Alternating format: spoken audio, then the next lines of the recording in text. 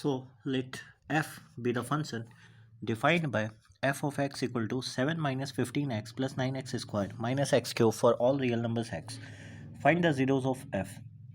Also write an equation of the line tangent to the graph of f at x equal to 2 and c. Find the x coordinate of all the point of inflection of f and justify your answer. So these are all the questions from one of the toughest exam of calculus, that is AP calculus for AB and BC. So AB is more tougher than BC. Here the questions will be mixed for AB and BC both. ठीक है. So पहला question ये कह रहा कि f of x दिया है 7 minus 15x plus 9x square minus x cube. हमें क्या निकालना है? Find the zeros of F. So zeros of F निकालने के लिए क्या कर सकते हैं? सबसे पहले ये चेक करो कि ये ज़ीरो हो कहाँ पे रहा है. सो द जीरो फर्स्ट, क्योंकि ये क्यूबिक इक्वेशन है तो we can use rational root theorem और integral root theorem to find out the values. अगर वन पुट करें तो जस्ट चेक, पहले जीरो पुट करता हूँ तो 7 आ रहा है. एफ ऑफ जीरो 7 आ रहा है which is not equal to zero. तो एफ ऑफ वन कितना है? 7 minus 15 plus 9 minus 1 that is equal to zero. तो एफ ऑफ वन कितना हो गया? ज़ीरो. सो इसका मतलब क्या है कि इसका एक रूट वन है तो एक्स माइनस वन एक फैक्टर हो. अगर एक्स माइनस वन एक फैक्टर है तो the second factor will be, तो एक्स और लाना कितना है? X cube. तो माइनस एक्स स्क्वायर और माइनस वन और प्लस 7 लाना है तो यहाँ पे हो जाएगा -7, यहाँ पे प्लस सम एक्स से ए एक्स. ए का वैल्यू कितना होगा? सो ए का वैल्यू निकाल लिया जाए कोई भी एक से कंपैरिजन करके. एक्स स्क्वायर 9 है तो यहाँ पे एक्स स्क्वायर आएगा कैसे?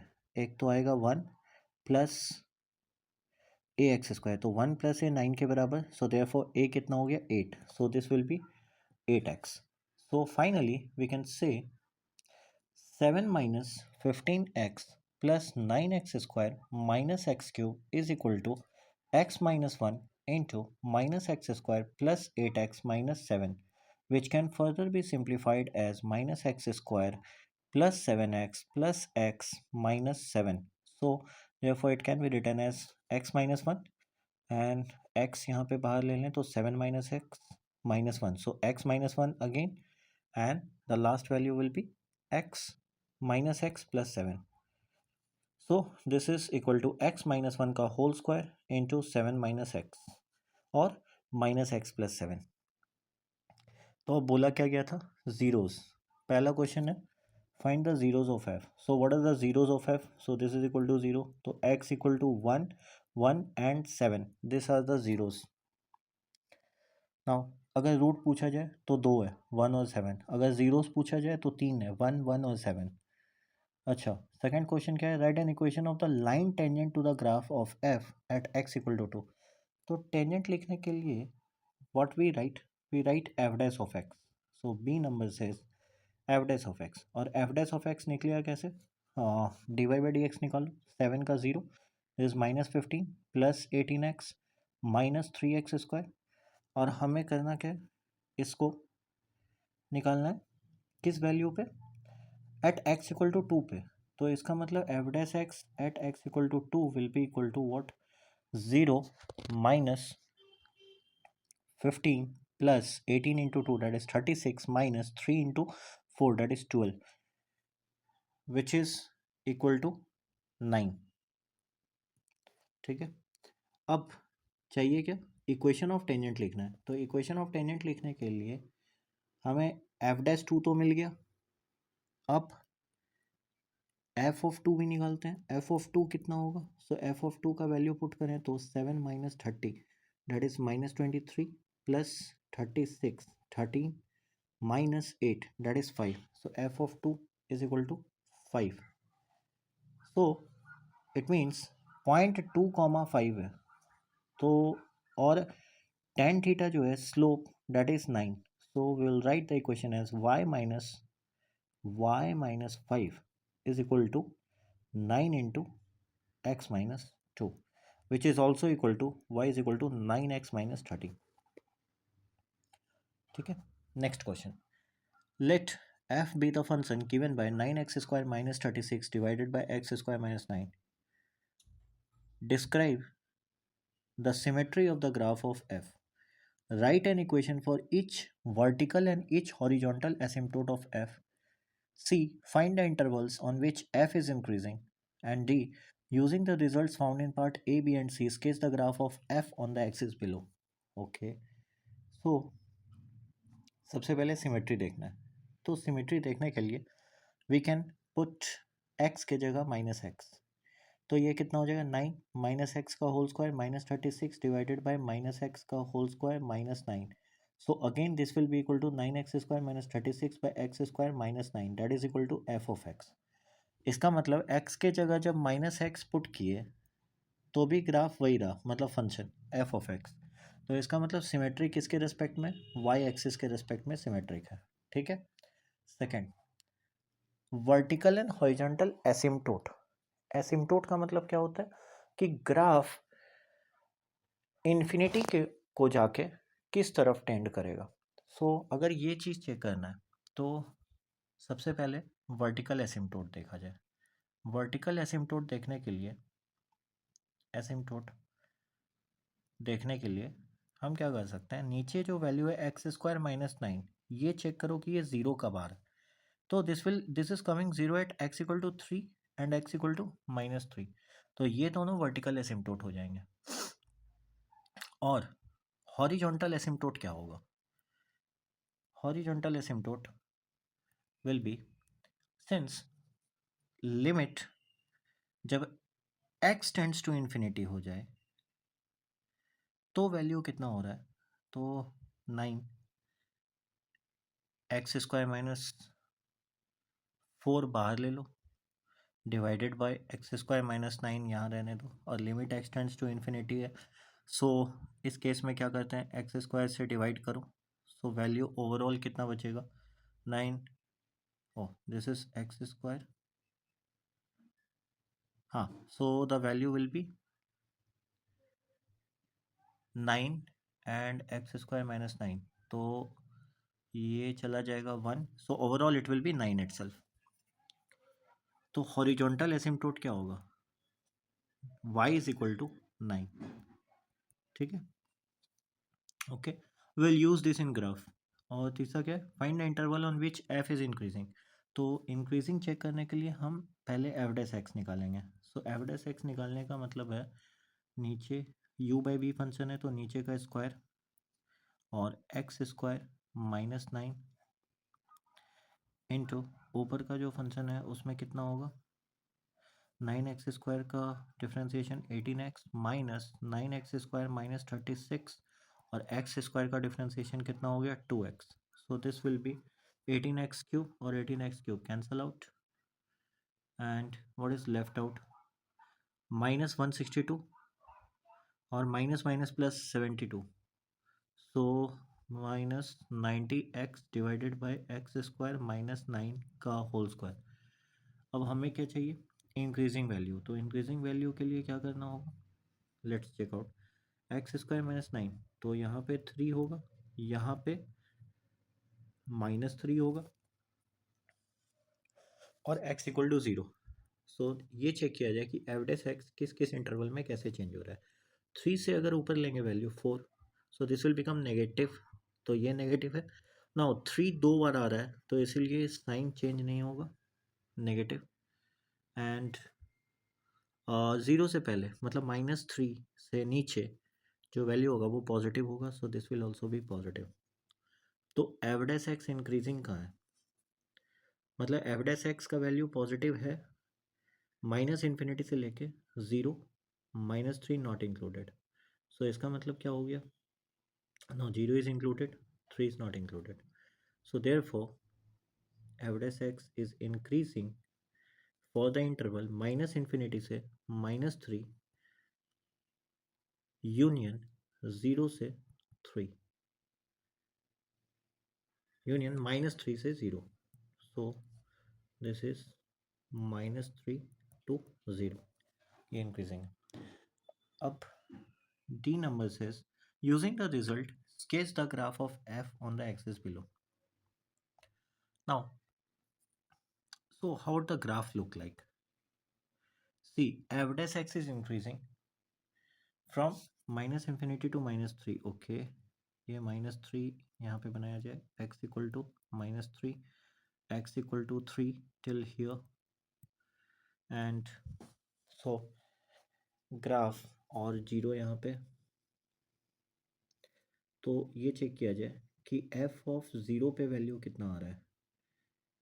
So it will reach always for f of 0, this will be 4. तो f of 0 के लिए 4 है, और इस इंटरवल में ये डिक्रीजिंग एंड स्क्वायर है.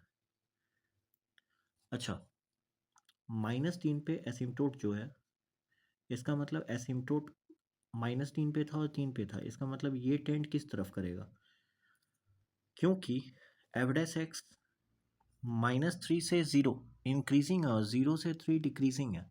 So the graph would tend something like this, and this will be symmetric. So asymptote ये हो गया. अच्छा, ऑल्सो वट हॉरिजॉन्टल एसिम्पटोट कितना था, y is equal to 9. So y is equal to 9. तो कर्व कैसे tend करेगा इससे आगे, -3 से माइनस इन्फिनिटी तक ग्राफ इंक्रीजिंग है. ओके, और 3 से infinity this is decreasing. So this will be like this asymptote. तो ये ग्राफ है. Again next question. So next question says let f be the function defined as follows: f of x equal to mod of x minus 1 plus 2 for x less than 1, ax square plus bx for x greater than equal to 1, where a and b are constant. If a is equal to 2 and b is equal to 3, is f continuous for all x? Justify your answer. Describe all values of a and b for which f is a continuous function. For what values of a and b is f both continuous and differentiable? ठीक है, तो अब कहा गया है पहला ए number कि ए को 2 मानो और बी को 3 मानो, और पूछ रहा है एफ एक्स कितना होगा. फिर F x will B x mod of x minus 1 plus 2. ठीक है, सो एक्स लेस देन 1 के लिए ये नेगेटिव साइन में खुलेगा. So this will be minus x plus 1 plus 2 that is equal to minus x plus 3 for x less than 1, and this will be 2x square plus 3x for x greater than equal to 1. Now so x equal to 1 पे कितना आ रहा है 5, और x less than 1 के लिए कितना आ रहा है,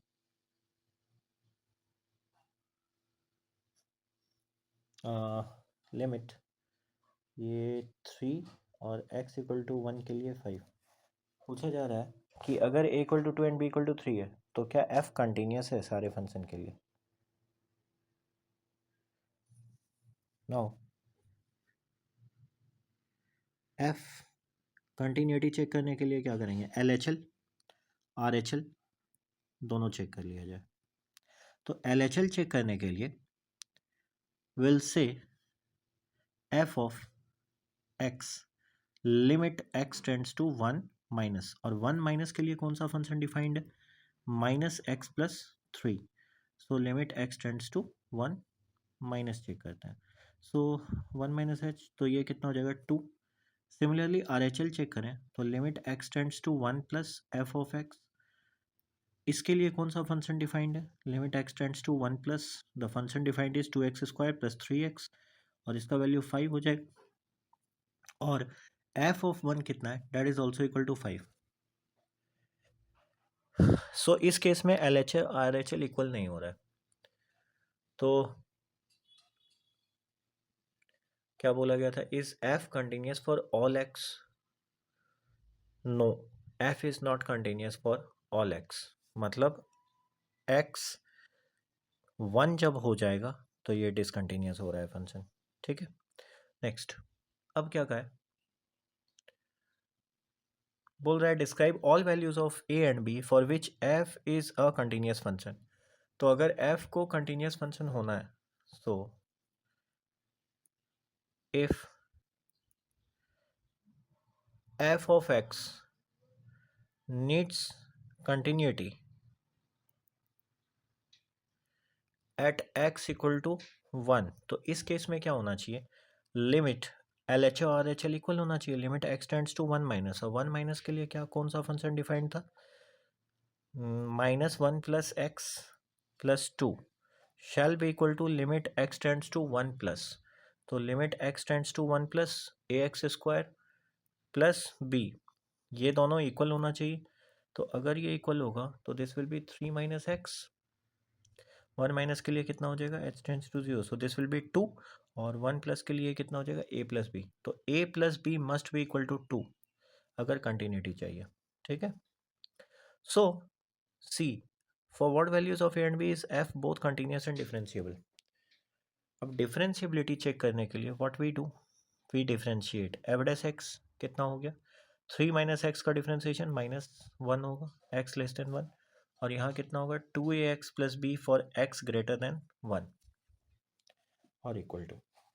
ठीक है, तो इस केस में भी क्या होना चाहिए, इस केस में limit x tends to 1 minus -1, मतलब L H D left hand differentiability और राइट हैंड डिफरेंशिएबिलिटी दोनों इक्वल होना चाहिए, so limit x tends to 1 plus 2ax plus b. So अगर ये इक्वल हुआ तो इसका मतलब क्या हो जाएगा, 2a plus b is equal to -1, और यहाँ से कितना आया था, a plus b shall be equal to 2, so in this case अगर सब्ट्रैक्ट करें तो a shall be equal to -3, और a अगर -3 पुट कर दें तो b कितना हो जाएगा 5, so for the value of -3 and 5 it must be both continuous and differentiable. Next, question number 4, let ax be the area of the rectangle inscribed under the curve y is equal to e to the power -2x square with vertices at -x comma 0 and x comma 0, x greater than equal to 0 as shown in the figure above. Find a of 1.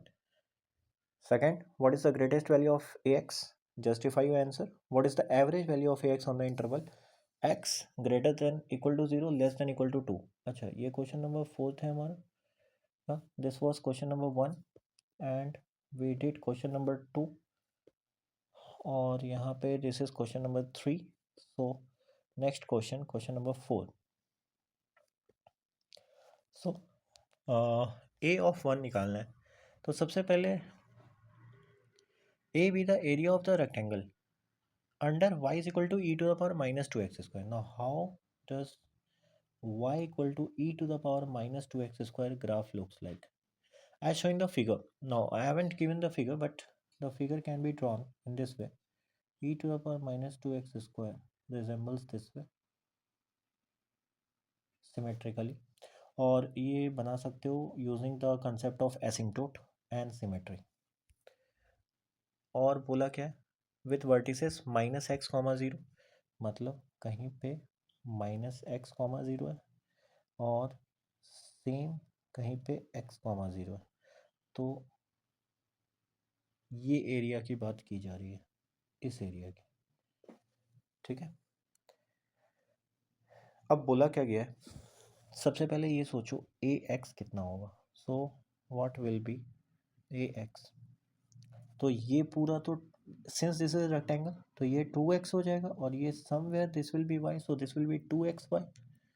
2xy का मतलब क्या है, 2x into e to the power -x square, sorry 2x square, x greater than 0, greater than और equal to बोल सकते हो। तो a1 का वैल्यू कितना हो जाएगा, 2 into e to the power -2 into 1 का स्क्वायर, सो 2/e²। अब क्या बोले, ग्रेटेस्ट वैल्यू ऑफ ax, सो ग्रेटेस्ट वैल्यू निकालने के लिए what we are required to do, we are required to check a dash x, so if we check a dash x कितना होगा value, now this is u v function, तो एक बार 2 × e⁻² होगा और plus 2x e⁻², और -2x² का differentiation हो जाएगा -4x। अगर 2 बाहर ले लें तो दिस विल बी 2e⁻², बाहर आ गया 1 -4x²। So for x greater than 0, क्यों? क्योंकि फंक्शन ऐसा ही बोला गया है, किसके लिए डिफाइन करना है, x greater than equal to 0 के लिए, ठीक है। हाँ, so if this is a dash x, अब हमें चेक क्या करना है, चेक करना है अगर a डैश x आ गया तो what is the critical point, critical point हो जाएगा a dash x equal to 0। तो a dash x equal to 0 के लिए x क्या क्या आ सकता है, here this is never equal to 0, तो 0 कौन होगा, 1 -4x², तो x इक्वल टू +-1/2। बट हमें क्या चाहिए, x ग्रेटर देन 0, तो x इक्वल टू 1/2 पे हम लोग वैल्यू चेक करेंगे। सो 1/2 से बड़ा अगर होगा वैल्यू, जैसे फॉर एग्जांपल 1 हुआ, तो ये तो पॉजिटिव ही रहेगा हमेशा, इसका वैल्यू नेगेटिव हो जाएगा। So this is negative, this is positive, तो प्लस से माइनस जा रहा है, इसका मतलब क्या हो रहा है, f dash x at 1/2 is 0, और इससे पहले positive and then negative, so this is maxima,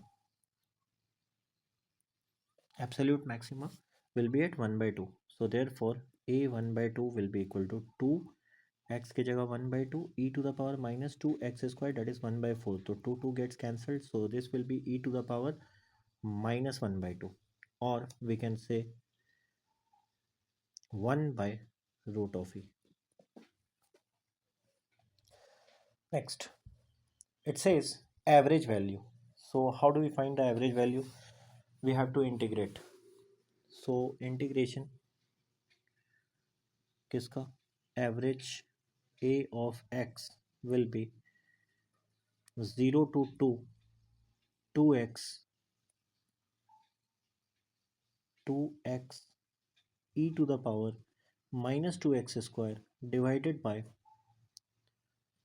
2 - 0। अब इसका इंटीग्रेशन करने के लिए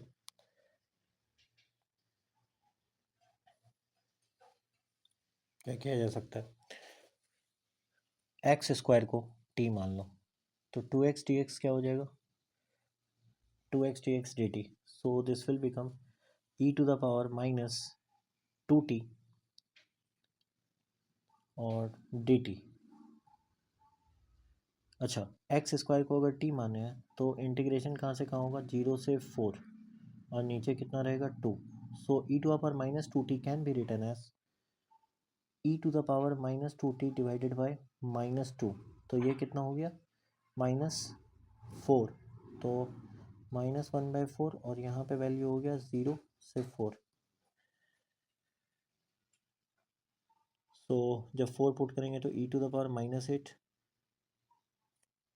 -1/4 e⁻−8 और -e⁻0 डेट इज 1, तो 1 को इधर ले आओ, so answer is 1 - e⁻−8 divided by 4, this is the average value, done.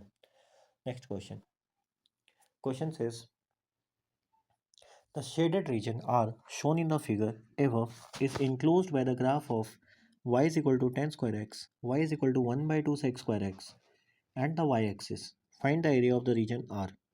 So this is question number 5th. So question number 5th. Now, which one is uh, 10 square x and half of sec square x and the y-axis? So basically we are talking of this region R. Now for 10 square x, which is 10 square x and which is half of sec square x, so this will be half of sec square x and this will be 10 square x, because for x equal to 0, tan 0 is 0, but for x equal to 0, so sec 0 is 1, therefore this value is 1/2. Now if we need to find the area of the region, so where do we need to go? So where does tan square x meet? So tan square x is equal to half of 1 plus tan square x. So basically they are going to meet at uh, tan square x is equal to 1, therefore x equal to pi by 4, at x equal to pi by 4. So for finding the area of the region, we are basically integrating 0 to 4 and y dx. So y dx means y1 minus y2 dx. So which one is greater? Half of sec square x. So sec square x by 2 minus 10 के जगह we can write sec square x minus 1 and dx. So basically this will be 1 minus sec square x by 2. तो ये कितना हो जाएगा? 1 का integration x, sec square का 10x और डिवाइडेड बाई 2. कहाँ से कहाँ तक इंटीग्रेशन करना है? 0 से, नॉट 4, 0 से पाई बाई 4, 0 से pi by 4. So this will B pi by 4. सो अगर यहाँ 0 पुट करें तो सारे 0 होंगे. पाई बाई 4 के लिए pi by 4 minus 1 by 2. So the answer basically becomes pi by 4 minus 1 by 2. Nice question. Next question है, given the differential equation dy by dx is equal to, this is question number 6, 2y minus 5 sin x. Find the general solution. Find the particular solution of tangent line at x equal to 0 has slope 7. Okay. So basically what is the procedure? Now dy by dx, ये इसमें integrating factor IF का question है. तो how do we use IF? तो dy by dx minus 2y किसके बराबर है? Minus 5 sign x के बराबर. तो इंटीग्रेटिंग फैक्टर कितना होगा? Integrating factor will be e to the power integral of minus 2 dx. So this is equal to e to the power minus 2x. तो एक साइड में कितना होगा? Integration of e to the power, इसके लिए कितना हो जाएगा? e to the power minus 2x into y shall be equal to integral of minus 5 sin x e to the power minus 2x sin x dx. ठीक है. now e to the power,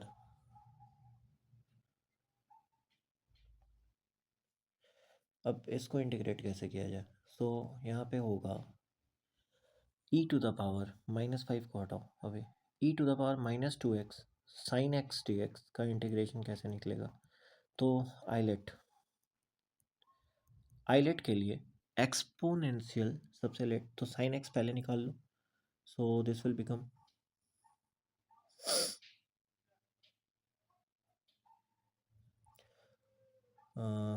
e to the power minus 2x sine x. तो अगर ऐसे भी करो, islet trigonometry पहला exponential बाद में, तो इंटीग्रेशन कैसे निकलेगा? या फिर हम उल्टा भी कर सकते हैं, there is no problem. You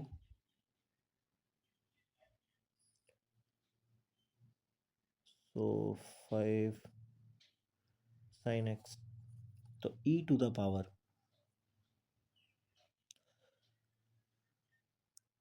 trigonometry बाहर निकला है, तो sine x e to the power, और इंटीग्रेशन कहाँ से कहाँ है?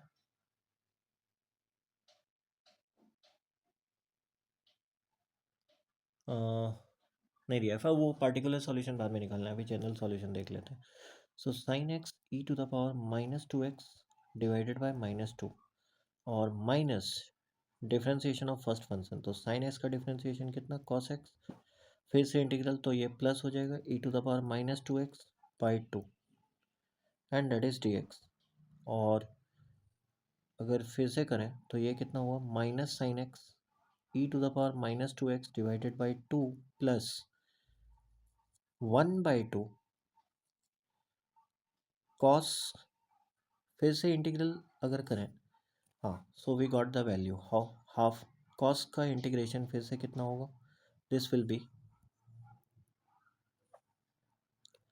आइलेट फंक्शन अगर लगाएं, ट्रिग्नोमेट्री पहले बाहर आएगा, तो cos x बाहर रहेगा और कितना हो जाएगा e⁻−2x डिवाइडेड बाय फिर से -2 और फिर से एक माइनस साइन। cos x का इंटीग्रेशन कितना cos x का डिफ्रेंसिएशन sin x, तो ये कितना हो गया plus sin x e⁻−2x divided by -2, यहाँ पे एक माइनस साइन रहेगा। सो हाफ, अच्छा तो ये एक माइनस साइन के साथ आएगा और e⁻−2 और -2 फिर से मिलके कितना हो जाएगा +4।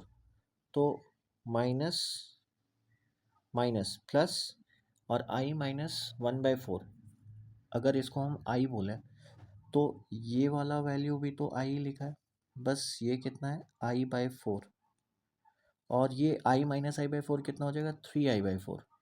सो बेसिकली अगर 3i/4 उस तरफ लेके जाएं तो ओवरऑल वैल्यू जितना होगा वो 5 के साथ मल्टीप्लाई कर लो, तो the resultant value will be simple, we can write e⁻−2x और sin x एंड एक माइनस साइन के साथ,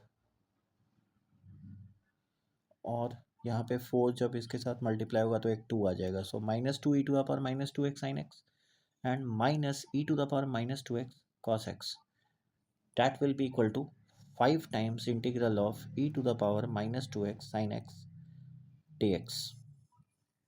Done. Now, so overall value says e⁻−2x into y shall be equal to कितना e⁻−2x into cos x minus 2 e⁻−2x sin x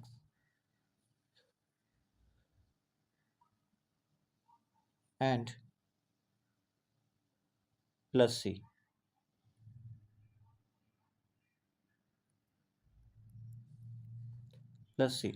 तो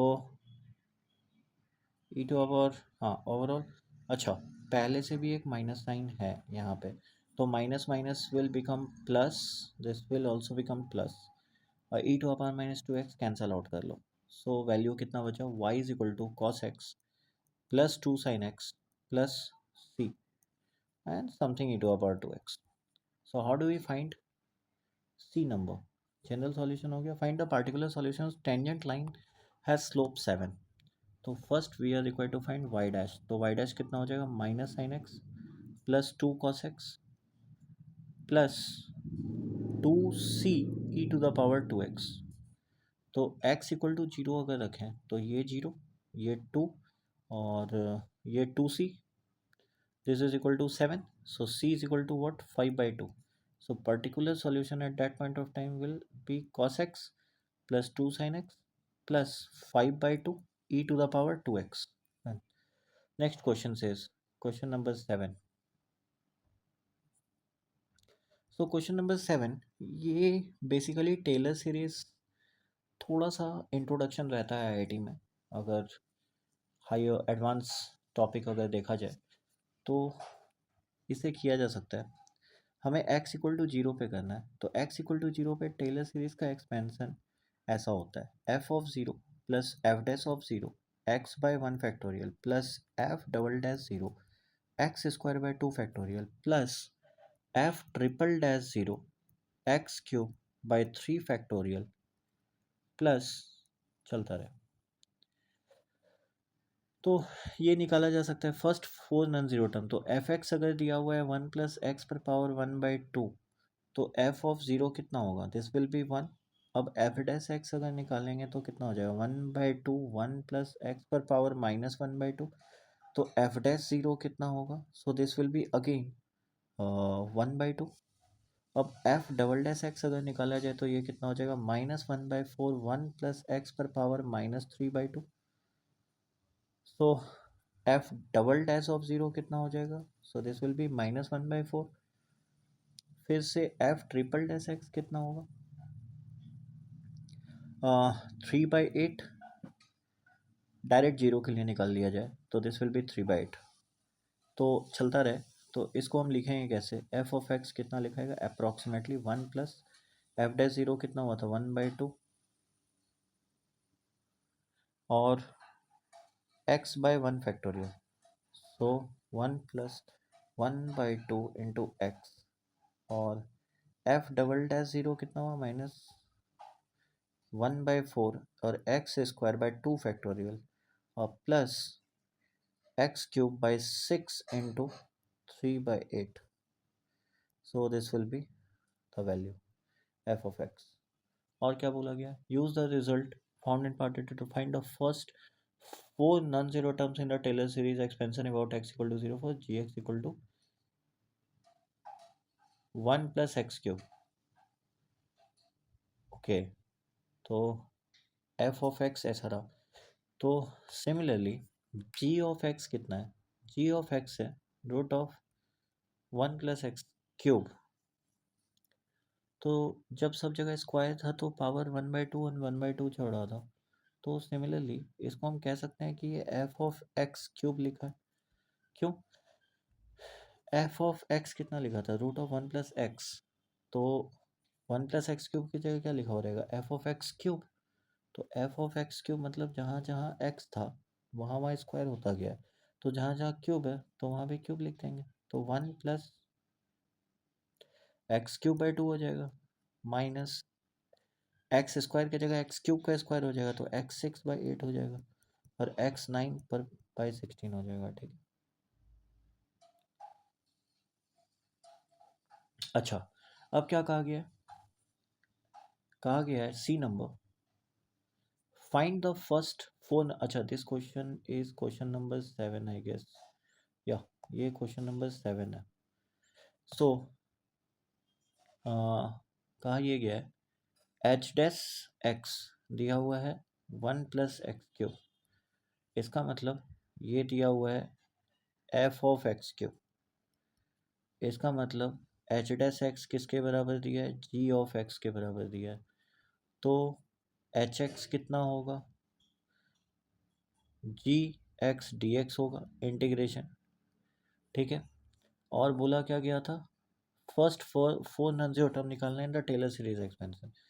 तो अगर हमें जी x d x पता है, जी एक्स तो हमें पता है, जी एक्स क्या है 1 plus x cube by 2 minus x 6/8 plus x to the power 9 by 16 integral of d x, और निकाल लो तो ये कितना हो गया, so this will be x plus x to the power 4/8 minus x to the power 7 by 56 plus x to the power 10 by 160 plus c, done. अच्छा, और c निकालने के लिए हमें ये पता है कि h of zero that is h of zero कितना दिया है, कुछ दिया हुआ है, h ऑफ ज़ीरो 4 है, तो h ऑफ ज़ीरो अगर 4 है तो ज़ीरो यहाँ पे पुट कर दें तो इसका मतलब क्या बच जाएगा c बराबर 4 हो जाएगा। ओके, c के जगह पे 4 रिप्लेस हो गया। Next question, for all real number x and y let f be a function such that f of x plus y is equal to fx plus fy plus 2xy and such that limit h tends to 0 f of h by h is equal to 7। तो बोला है find f of 0, justify your answer. दिया क्या है f of x plus y is equal to fx plus fy plus 2xy। अब f of zero निकालने के लिए हम एक काम कर सकते हैं कि x equal to y equal to zero put कर लो, तो f ऑफ ज़ीरो कितना हो गया f of zero plus f of zero plus 2 into zero into zero, तो this gets cancelled, so therefore f of zero कितना हो गया 0। अब हमें बोला क्या है एफ डैश एक्स निकालना है, तो एफ डैश एक्स निकालने के लिए क्या किया जा सकता है, एफ डैश एक्स कैसे निकलता है, ये लिखा जाता है f of x plus h minus f of x by h limit h tends to 0। ठीक है, सो इक्वेशन के अकॉर्डिंग ये दिया है कि f of x plus y is equal to f of x plus f of y. अब देखो यहाँ पे लिखा क्या है, वाई की जगह एच लिखा है, तो हम मान लेते हैं let y is equal to h, तो f of x plus h कितना होगा f x plus f h plus 2xh और माइनस एफ एक्स कितना होगा? So this will be f of x, क्योंकि एफ ज़ीरो तो अगर y को जीरो पुट करना है तो f ये तो जीरो ही है, ये भी जीरो है, तो एफ एक्स ही रहेगा। तो इस दोनों को जब सब्ट्रैक्ट करेंगे तो this will get cancelled. So therefore limit कितना हो जाएगा? F of h plus 2xh divided by h limit h tends to 0। So f dash x कितना हो गया? Limit h tends to 0 f of h by h. So this will be f h by h plus limit h tends to 0, that is h cut गया तो 2x। अब इसमें कुछ दिया है वैल्यू, क्या? एफ एच बाई एच दिया हुआ है 7, तो इसका मतलब if I use 7, so answer will be 7 plus 2x, that is F dash x. अब बोला है फाइंड एफ ऑफ एक्स, तो अब जब एफ डैश एक्स आ गया तो एफ डैश एक्स को अगर हम इंटीग्रेट कर दें डी एक्स के रेस्पेक्ट में तो एफ ऑफ एक्स मिल जाएगा। सो एफ ऑफ एक्स कितना हो जाएगा? 7 प्लस 2x और d x integral. So the value will be 7x plus x square plus c. Now हमें ये पता है कि एफ ऑफ जीरो जीरो है, तो इसका मतलब सी भी जीरो हो गया।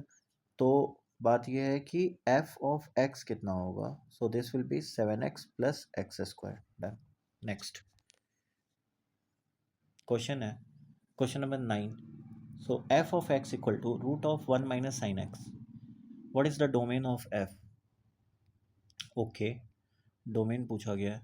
हमें ये पता है कि sine x always lies from -1 to 1, तो 1 माइनस साइन एक्स, तो सबसे पहले माइनस पुट करते हैं, तो ये कितना हो जाएगा? फिर से -1 से 1 ही रहेगा, और 1 पुट करेंगे तो दिस विल लाई फ्रॉम 0, और इधर कितना हो गया? से 2। क्यों? क्योंकि माइनस साइन एक्स जब निकाल रहे हैं तो ये कितना हो जाएगा? -1 से 1, और 1 ऐड कर रहे हैं तो 0 से 2, सो दिस विल बी 0 to 2। और डोमेन पूछा गया है, ये तो रेंज है, दिस इज रेंज, मैंने रेंज में निकाल दिया। क्योंकि x बिलोंग करता है रियल नंबर से, तो डोमेन तो हमेशा क्या रहेगा? x belongs to real number, और रेंज कितना हो जाएगा? 0 से 2। अब एफ डैश एक्स कितना होगा? So f dash x will be 1/2 1 minus sine x पर पावर -1/2, और साइन एक्स का डिफ्रेंसिएशन कितना होता है? कॉस एक्स, तो एक माइनस कॉस एक्स रहेगा। So this will be minus cos x by 2 root of 1 minus sine x. ये हो गया डोमेन। अब बोला क्या था? x इक्वल टू 0 पे, अच्छा इसमें एक बात गौर करना है कि डोमेन ऑफ एफ डैश लिखना है, तो डोमेन ऑफ एफ डैश के लिए ये बात ध्यान रखना है कि 1 माइनस साइन एक्स 0 नहीं हो सकता। इसका मतलब साइन एक्स कभी 1 नहीं हो सकता। साइन एक्स अगर 1 नहीं हो सकता तो इसका मतलब डोमेन जो होगा x will belong to all real number except कौन सा? 2πn प्लस π/2 वाला केस। क्यों? क्योंकि इस केस में क्या हो जाएगा? वैल्यू साइन एक्स 1 हो जाएगा। n belongs to z integer, इसकी बात कर रहे हैं। अच्छा, क्वेश्चन नंबर डी। डी ने क्या कहा है? Write an equation for the line tangent to the graph at x equal to 0। अच्छा, तो अगर टेंजेंट लिखना है तो सबसे पहले हमको एफ ऑफ 0 निकालना पड़ेगा, तो this is 1 minus sine 0 that is equal to 1। इसका मतलब पॉइंट कौन सा हुआ? 0,1। अब एफ डैश 0 निकालना पड़ेगा, एफ डैश 0 कितना है? इस पे पुट करते हैं, तो माइनस कॉस 0 1, और ये कितना हो गया? 2, तो -1/2। So therefore this will be equal to y minus 1 is equal to -1/2 x minus 0। So the value will be y is equal to -1/2 x plus 1। Answer. This are the first 9 questions in the calculus series. IIT के लिए काफ़ी important है ये, ठीक है? So please watch it carefully.